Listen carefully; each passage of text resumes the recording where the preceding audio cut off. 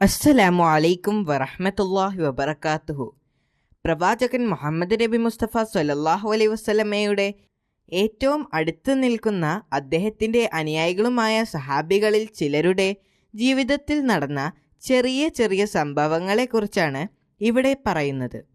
വർഷങ്ങൾക്ക് മുൻപ് നടന്ന സംഭവമാകുമ്പോൾ തെറ്റുകളോ മറ്റോ ഉണ്ടെങ്കിൽ നിങ്ങൾ ക്ഷമിക്കുമല്ലോ ഇൻഷാ അല്ലാഹ്.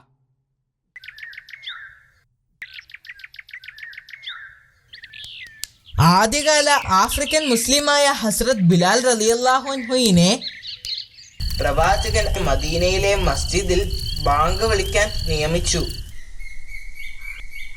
അദ്ദേഹത്തിന്റെ മനോഹരമായ ബാങ്ക് വിളിയുടെ ശബ്ദം മദീന നഗരത്തിൽ അലയടിച്ചു. അദ്ദേഹത്തിന്റെ ബാങ്ക് വിളി കേൾക്കുമ്പോൾ മദീനയിലെ മുഴുവൻ മുസ്ലിങ്ങളും പള്ളിയിലേക്ക് പോകുകയും പ്രവാചകനോടൊപ്പം നിസ്കരിക്കുകയും ചെയ്തിരുന്നു. പടിഞ്ഞാറൻ അറേബ്യയിലെ ഒരു മലമ്പ്രദേശത്തുള്ള ഒരു ഗ്രാമത്തിലാണ് അദ്ദേഹം ജനിച്ചത്. എത്യോപ്യയിൽ നിന്നുള്ള അടിമകളായിട്ടാണ് അവർ അറേബ്യയിലേക്ക് വന്നത്.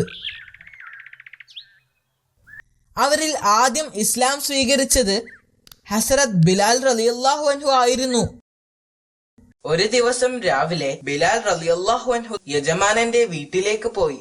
അദ്ദേഹം അവിടെ എത്തുമ്പോൾ യജമാനൻ അയാളുടെ കൂട്ടുകാരനുമായി ഉച്ചത്തിൽ സംസാരിക്കുന്നത് കേട്ടു. പക്ഷേ അദ്ദേഹം അവരുടെ സംസാരം ശ്രദ്ധിച്ചില്ല. പെട്ടെന്ന് യജമാനന്റെ ഒരു സുഹൃത്ത് ഓടി വന്ന് വാതിൽ തുറന്ന് യജമാനന്റെ അടുത്തേക്ക് ചെന്നു. അവൻ നേരെ ഉമയ്യയുടെ അടുത്തേക്ക് ചെന്ന് ചെവിയിൽ എന്തോ രഹസ്യം പറഞ്ഞു. ഇത് കേട്ടപ്പോൾ ഉമയ്യയുടെ മുഖം ദേഷ്യം കൊണ്ട് ചുവന്നു. നീ കണ്ടത് സത്യമാണോ? ഉമയ്യ ആ മനുഷ്യനോട് ചോദിച്ചു. അതെ, ഞാൻ എന്റെ കണ്ണുകൊണ്ട് കണ്ടതാണ്, അയാൾ മറുപടി പറഞ്ഞു. ഞാൻ അദ്ദേഹത്തെ മുഹമ്മദിനോടൊപ്പം പല പ്രാവശ്യം കണ്ടിട്ടുണ്ട്. ഇന്ന് ഞങ്ങൾ അവനെ ഒരു പാഠം പഠിപ്പിക്കും, ഉമയ്യ ബിൻ ഖാലിഫ് പറഞ്ഞു. അടുത്ത ദിവസം മക്കയിലെ ജനങ്ങൾ കണ്ടത് ഉമയ്യയും കൂട്ടുകാരും ബിലാൽ റളിയല്ലാഹു അൻഹുവിനെ നഗരത്തിലൂടെ വലിച്ചിഴച്ചുകൊണ്ട് പോകുന്നതാണ്. ആ ദുഷ്ടന്മാർ അദ്ദേഹത്തെ ക്രൂരമായി ഉപദ്രവിക്കാൻ തുടങ്ങി. അദ്ദേഹത്തെ അവർ കെട്ടിയിട്ട് മരുഭൂമിയിലെ കത്തുന്ന ചൂടിൽ വിവസ്ത്രനാക്കി ഉപദ്രവിച്ചു. ഇസ്ലാമിന്റെ ദൈവത്തെ മറന്ന് അവരുടെ വിഗ്രഹങ്ങളെ ആരാധിക്കുവാൻ ആവശ്യപ്പെട്ടു. എന്നാൽ തന്റെ വിശ്വാസത്തിൽ അദ്ദേഹം ഉറച്ചു നിന്നു. വിഗ്രഹങ്ങളെ ആരാധിക്കാൻ അദ്ദേഹം വിസമ്മതിക്കുകയും ഏകദൈവം എന്ന് അർത്ഥം വരുന്ന അഹദ് അഹദ് എന്ന് വിളിച്ചു പറയുകയും ചെയ്തു. പീഡനങ്ങൾ തുടർന്നു കൊണ്ടേയിരുന്നു. ചൂടുള്ള ഇരുമ്പ് വടി അദ്ദേഹത്തിന്റെ വേദനിക്കുന്ന ശരീരത്തിൽ വെച്ചു. എന്നിട്ടും അദ്ദേഹം തന്റെ വിശ്വാസത്തിൽ ഉറച്ചു നിന്നു. ഒരു ചൂടുള്ള ദിവസത്തിൽ ബിലാൽ റളിയല്ലാഹു അൻഹുവിനെ ചൂടുള്ള മണലിൽ കിടത്തി. ബിലാൽ റളിയല്ലാഹു അൻഹുവിനെ ചൂട് സഹിക്കാൻ കഴിഞ്ഞില്ല. ഒരു വലിയ കല്ല് അദ്ദേഹത്തിന്റെ നെഞ്ചിൽ വെച്ചു. അദ്ദേഹത്തിന്റെ നെഞ്ചത്തെ ഭാരം വളരെ വലുതായിരുന്നു. അദ്ദേഹം ബലഹീനനായിരുന്നു. ആ അവസ്ഥയിൽ അദ്ദേഹത്തിന് കുടിക്കാനുള്ള വെള്ളം പോലും നിഷേധിക്കപ്പെട്ടു. പിന്നീട് അദ്ദേഹം അബോധാവസ്ഥയിലായി. ആ ദിവസം അവസാനിച്ചപ്പോൾ അവിടെ ആകെ നല്ല തണുപ്പ് അനുഭവപ്പെട്ടു. അദ്ദേഹത്തിന് ബോധം തിരിച്ചു കിട്ടി. ബോധം വന്നപ്പോൾ ഭാരമുള്ള ആ കല്ല് അദ്ദേഹത്തിന്റെ ശരീരത്തിൽ ഇല്ലായിരുന്നു. പതുക്കെ അദ്ദേഹം കണ്ണു തുറന്നപ്പോൾ അദ്ദേഹം അത്ഭുതപ്പെട്ടു. അദ്ദേഹത്തിന്റെ ശരീരത്തിലുള്ള വേദനകളെയെല്ലാം ആരോ ഇല്ലാതാക്കിയിരിക്കുന്നു. അദ്ദേഹം കണ്ണു തുറന്നപ്പോൾ പ്രവാചകൻ മുഹമ്മദ് നബി മുസ്തഫ സ്വല്ലല്ലാഹു അലൈഹി വസല്ലമയുടെ പുഞ്ചിരിക്കുന്ന മുഖമാണ് കണ്ടത്.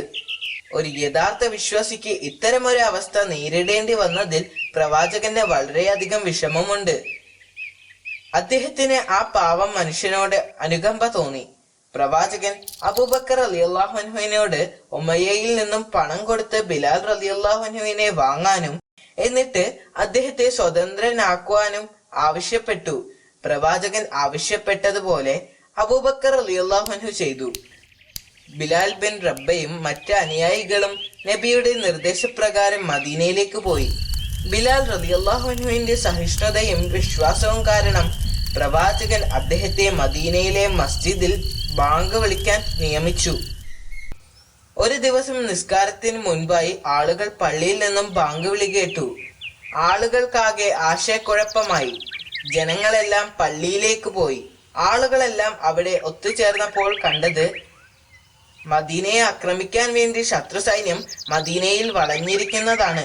പ്രവാചകൻ ആളുകളെ വിളിച്ചു കൂട്ടുകയും ആ ആക്രമണത്തെ വിജയകരമായി ചേർത്ത് നിൽക്കുകയും ചെയ്തു. മാസങ്ങൾക്ക് ശേഷം പ്രവാചകൻ മുഹമ്മദ് നബി മുസ്തഫ സല്ലല്ലാഹു അലൈഹി വസല്ലമ ഈ ലോകത്തോട് വിട പറഞ്ഞു. ബിലാൽ റളിയല്ലാഹു അൻഹുവിന് അത് താങ്ങാൻ കഴിയുമായിരുന്നില്ല. അദ്ദേഹം വളരെയധികം ദുഃഖിക്കുകയും ദിവസങ്ങളോളം കരയുകയും ചെയ്തിരുന്നു. പ്രവാചകന്റെ വഫാത്തിന് ശേഷം അദ്ദേഹം ബാങ്ക് വിളിക്കുമ്പോൾ പ്രവാചകന്റെ പേര് പറയുന്ന ഭാഗമെത്തുമ്പോൾ ദുഃഖം കൊണ്ട് അദ്ദേഹത്തിന്റെ കണ്ണിൽ നിന്നും കണ്ണുനീർ പൊട്ടിയൊഴുകുമായിരുന്നു. ബാങ്ക് വിളി കേൾക്കുന്ന ആളുകളുടെ കണ്ണുകൾ നിറയുകയും അവർ തേങ്ങിക്കരയുകയും ചെയ്തിരുന്നു. വളരെ വിഷമിച്ചുകൊണ്ട് അദ്ദേഹം ആ ബാങ്ക് വിളി മുഴുമിപ്പിച്ചു. അതിനുശേഷം തന്റെ ദുഃഖം നിയന്ത്രിക്കാൻ കഴിയുന്നതുവരെ ബാങ്ക് വിളിക്കുന്നില്ലെന്ന് അദ്ദേഹം തീരുമാനമെടുത്തു. അദ്ദേഹത്തിന് പിന്നീട് മദീനയിൽ താമസിക്കാൻ കഴിഞ്ഞില്ല. അങ്ങനെ അദ്ദേഹം ഡമസ്കസിൽ സ്ഥിരതാമസമാക്കിയ മുസ്ലിം സൈന്യത്തിൽ ചേർന്നു. ഒരു ദിവസം അദ്ദേഹം ഉറങ്ങുകയായിരുന്നു. അപ്പോൾ സ്വപ്നത്തിൽ പ്രവാചകൻ മുഹമ്മദ് നബി മുസ്തഫ സല്ലല്ലാഹു അലൈഹി വസല്ലമ അദ്ദേഹത്തോട് ചോദിച്ചു, എന്തുകൊണ്ടാണ് ബിലാൽ റളിയല്ലാഹു അൻഹു മദീനയിലേക്ക് വരാത്തതെന്ന്. അദ്ദേഹം പെട്ടെന്ന് ഉണരുകയും മദീനയിലേക്ക് പുറപ്പെടുകയും ചെയ്തു. അദ്ദേഹം മദീനയിൽ എത്തിയപ്പോൾ പ്രവാചകന്റെ ചെറുമക്കൾ അദ്ദേഹത്തെ ചെന്ന് കണ്ടു. ബിലാൽ റളിയല്ലാഹു അൻഹുവിന് അവരോട് വളരെയധികം സ്നേഹവും വാത്സല്യവും ഉണ്ടായിരുന്നു. അവരെ കണ്ടതിൽ അദ്ദേഹം വളരെയധികം സന്തോഷിച്ചു. പ്രവാചകന്റെ ചെറുമക്കൾ അദ്ദേഹത്തോട് ഒരു തവണ കൂടി ബാങ്ക് വിളിക്കാൻ ആവശ്യപ്പെട്ടു. അദ്ദേഹത്തിന്റെ ബാങ്ക് വിളി കേട്ടപ്പോൾ മദീനയിലെ ജനങ്ങൾ അത്ഭുതപ്പെട്ടു.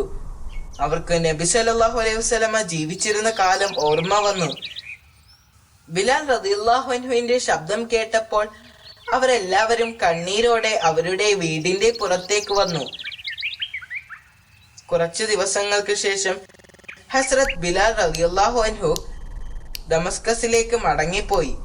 ഹസ്രത്ത് ബിലാൽ റളിയല്ലാഹു അൻഹു പിന്നീട് ദമസ്കസിലെ വെച്ച് വഫാത്താവുകയും ചെയ്തു.